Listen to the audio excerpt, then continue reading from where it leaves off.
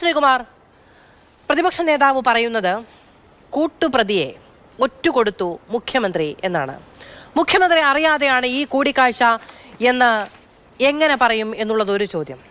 പ്രകാശ് ജാവ്ദേക്കറുമായി ഞാൻ തന്നെ പലതവണ കണ്ടിട്ടുള്ളപ്പോൾ നിങ്ങൾ ഒരുങ്ങിയിരിക്കുകയാണല്ലേ എന്നതടക്കമുള്ള ചോദ്യങ്ങൾ ചോദിച്ചിട്ടുണ്ട് എന്ന് മുഖ്യമന്ത്രി പറയുമ്പോൾ, അങ്ങനെ കേന്ദ്രമന്ത്രി സ്ഥാനമില്ലാത്ത പ്രകാശ് ജാവ്ദേക്കർ, BJPയുടെ സംഘടനാ ചുമതലയുള്ള പ്രകാശ് ജാവ്ദേക്കറും കേരളത്തിന്റെ മുഖ്യമന്ത്രിയും തമ്മിൽ പങ്കുവെച്ച ഒരു പൊതുപരിപാടി ഏത് എന്ന് കോൺഗ്രസ് ചോദിക്കുന്നുണ്ട് മറുപക്ഷത്ത്. പക്ഷേ അതിന് ഇതുവരെ ഒരു മറുപടിയും വന്നിട്ടില്ല. സാധാരണഗതിയിൽ ഈ ഫോട്ടോ, വീഡിയോ, ഡേറ്റ് ഇതൊക്കെ അടക്കം വരേണ്ടതാണ്, പക്ഷെ വന്നിട്ടില്ല. രണ്ടാമത്തെ കാര്യം, ഒരു കേന്ദ്ര നേതാവ് ഇവിടെ വരുന്ന സമയത്ത് അദ്ദേഹത്തിന്റെ കൂടിക്കാഴ്ച എന്ന് പറയുന്നത് പെട്ടെന്ന് തീരുമാനിക്കുന്ന ഒന്നല്ല. ഇത്രയധികം സെക്യൂരിറ്റി അടക്കമുള്ള ഒരു നേതാവ് വരുന്ന സമയത്ത് അത് കേരളത്തിലെ മുഖ്യമന്ത്രി, ഇന്റലിജൻസ് തലപ്പത്തുള്ള ഒരാൾ, പോലീസ് തലപ്പത്തുള്ള ഒരാൾ അറിയാതെ പോകുന്നു, EP ജയരാജനുമായി കൂടിക്കാഴ്ച നടത്തുന്നത് അറിയാതെ പോകുന്നു എന്ന് പറയേണ്ടി വരും. ഇതിപ്പോൾ പുറത്തു വന്നു പോയി, ഇനിയിപ്പോൾ അറിഞ്ഞില്ല കേട്ടില്ല എന്ന് പറഞ്ഞു പോകാം എന്നേ ഉള്ളൂ.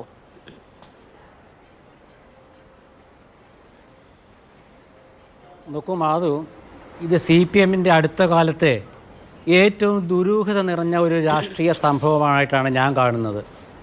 ഇതെങ്ങനെ CPM അവരുടെ പ്രവർത്തകരോട് വിശദീകരിക്കും എന്ന് നമുക്ക് കാത്തിരുന്ന് കാണാം.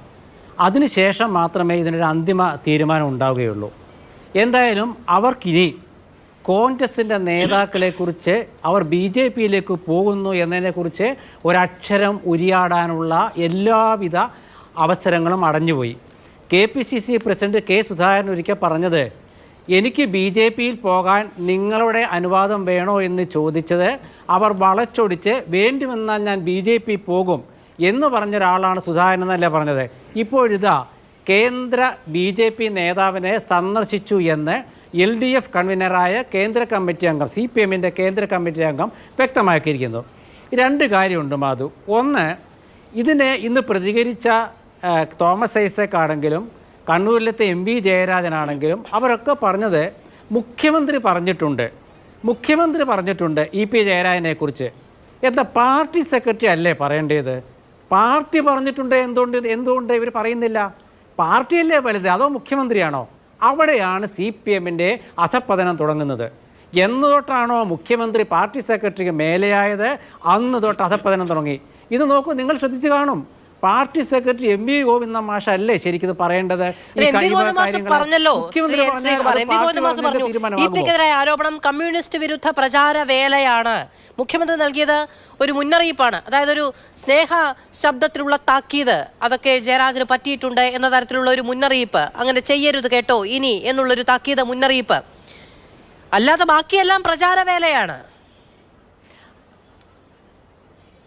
അതായത് മാധു, ഞാനത് പറഞ്ഞു വരികയാണ്. അതായത് ഗോവിന്ദൻ മാഷ് പറഞ്ഞത് എന്താണ്? ആദ്യം മുഖ്യമന്ത്രി പറഞ്ഞതാണ് പാർട്ടി അംഗീകരിച്ച് എന്ന് പറയാൻ വേണ്ടിയാണ് അത് വിശദീകരിച്ചത്. ഒന്ന്. രണ്ടാമത്തെ കാര്യം, ഗോവിന്ദൻ മാഷ് എന്താ പറഞ്ഞത്? ഇത് കമ്മ്യൂണിസ്റ്റ് വിരുദ്ധതയുടെ പ്രചരണമാണ്. EP ജയരാജനാണ് പറഞ്ഞത്, ഞാൻ കണ്ടു എന്ന്. അപ്പോൾ അദ്ദേഹം കമ്മ്യൂണിസ്റ്റുകാരനല്ലേ? KPCC പ്രസിഡന്റ് സുധാകരൻ കഴിഞ്ഞ ദിവസം പറഞ്ഞു BJP നേതാവുമായിട്ട് സംസാരിച്ചത് EP ജയരാജനാണ്. EP ജയരാജൻ തെരഞ്ഞെടുപ്പ് ദിവസം പറഞ്ഞു അത് ശരിവെച്ചു. അപ്പോൾ അവിടെ എങ്ങനെയാണ് കമ്മ്യൂണിസ്റ്റ് വിരുദ്ധത വരുന്നത്? അങ്ങനെയാണെങ്കിൽ EP ജയരാജനെ കമ്മ്യൂണിസ്റ്റ് വിരുദ്ധനായിട്ട് കാണേണ്ടി വരും. ഇതിൽ രണ്ട് കാര്യങ്ങളുണ്ട്. പാർട്ടി പ്രവർത്തകർക്കും ജനങ്ങൾക്കും മനസ്സിലാകാത്ത രണ്ട് കാര്യമുണ്ട്. ഒന്നുകിൽ ഇത് CPMലെ ഒരു ബിസിനസ് രാഷ്ട്രീയത്തിൻ്റെ ഭാഗമാകാം. അതല്ല എന്നുണ്ടെങ്കിൽ ഞങ്ങളും BJPയും തമ്മിൽ വലിയ കുഴപ്പമൊന്നുമില്ല, ഞങ്ങളൊരു സൗഹൃദ പാർട്ടികളാണ് എന്ന് തെരഞ്ഞെടുപ്പ് ദിവസം CPMനെ വോട്ടർമാരെ അറിയിക്കേണ്ട ഒരു താല്പര്യം വന്നു കാണാം. കാരണം അവർ 6 മണ്ഡലങ്ങൾ BJP നോട്ടമിട്ടിരുന്നുവെന്നും 2 മണ്ഡലങ്ങളിലെങ്കിലും ജയിക്കാനുള്ള ഒരു ഡീലുണ്ടെന്നും കോൺഗ്രസ് ആരോപിച്ചിരുന്നു. അപ്പോൾ BJP നേതാക്കളുമായിട്ട് നമുക്ക് വലിയ സൗഹൃദക്കുറവൊന്നുമില്ല എന്ന് ബോധ്യപ്പെടുത്തേണ്ട ഒരു ബാധ്യത കേരളത്തിലെ ഏതെങ്കിലും ഒരു ഉന്നത CPM നേതാവിനുണ്ടായിരുന്നോ? അത് ജയരാജൻ വഴി പുറത്തു വന്നതാണോ?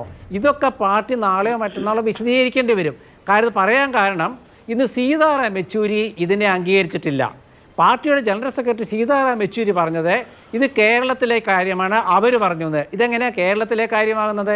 കേന്ദ്ര കമ്മിറ്റി അംഗമായ EP ജയരാജൻ BJPയുടെ കേന്ദ്ര നേതാവും മുൻ മന്ത്രിയുമായ പ്രമുഖ നേതാവ് പ്രകാശ് ജാവ്ദേക്കറുമായി കൂടിക്കാഴ്ച നടത്തി എന്നുള്ളതെങ്ങനെയാണ് കേരള കാര്യമാകുന്നത്?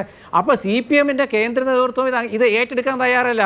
അതിവിടെ തീർക്കട്ടെ, അവരുടെ തലയിൽ തന്നെ കിടക്കട്ടെ എന്നാണ്. ഇവിടെ ഒരുപാട് രാഷ്ട്രീയമുണ്ട്. കാരണം ദേശീയ തലത്തിൽ ഇന്ത്യ മുന്നണിയിൽ കേരള CPM ഇല്ല, കോർഡിനേഷൻ കമ്മിറ്റിയിൽ കേരള CPM ഇല്ല.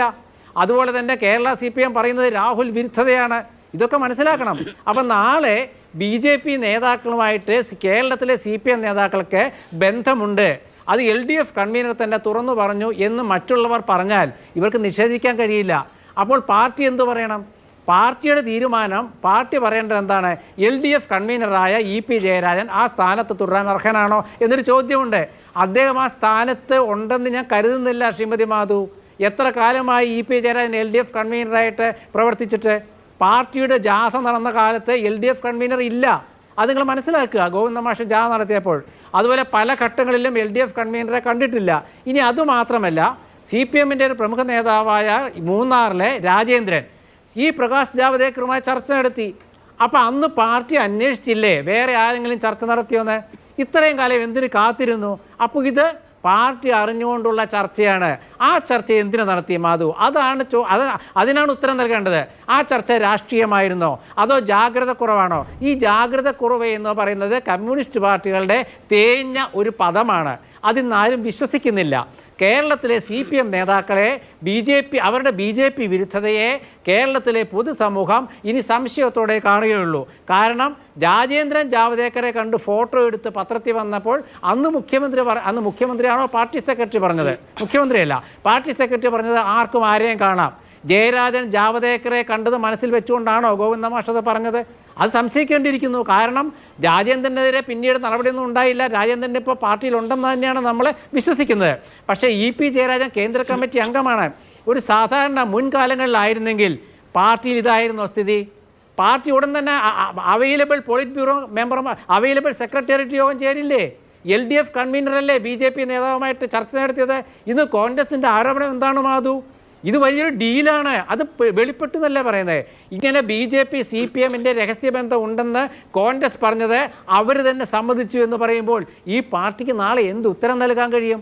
അവിടെയാണ് നമ്മൾ ഈ പാർട്ടി സെക്രട്ടറിയാണോ മുഖ്യമന്ത്രിയാണോ പാർട്ടിയിൽ വലുതെന്നുള്ള ചോദ്യം ഉന്നയിക്കപ്പെട്ടത്. കാരണം ഞാനിത് പറയുമ്പോൾ പെട്ടെന്ന് അതിലെന്താണ് സംശയമെന്ന്, എന്താണ് ഇതിൽ കാര്യമെന്ന് അതുപോലെ ചിന്തിച്ചല്ലോ. മുഖ്യമന്ത്രിയാണോ പറയേണ്ടത്? മുഖ്യമന്ത്രി അല്ല പറയേണ്ടത്, പാർട്ടി സെക്രട്ടറിയാണ് പറയേണ്ടത്.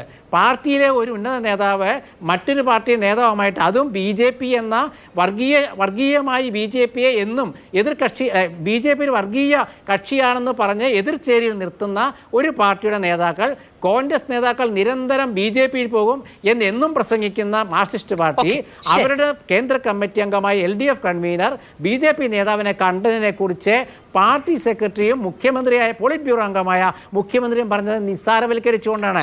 അങ്ങനെയാണെങ്കിൽ BJPയുടെ സൗഹൃദം ഈ തെരഞ്ഞെടുപ്പ് ദിവസം വന്നത്, നമ്മൾ തമ്മിൽ സൗഹൃദമുണ്ട്, വേണമെങ്കിൽ നിങ്ങൾ BJPയുടെ 2 സ്ഥാനാർത്ഥികൾക്ക് വോട്ട് ചെയ്ത് അവിടെ കോൺഗ്രസിനെ തോൽപ്പിച്ചോളൂ എന്നൊരു സന്ദേശമാണ് എന്നുള്ളതാണ് കോൺഗ്രസ് മുന്നോട്ട് വെക്കുന്നത്.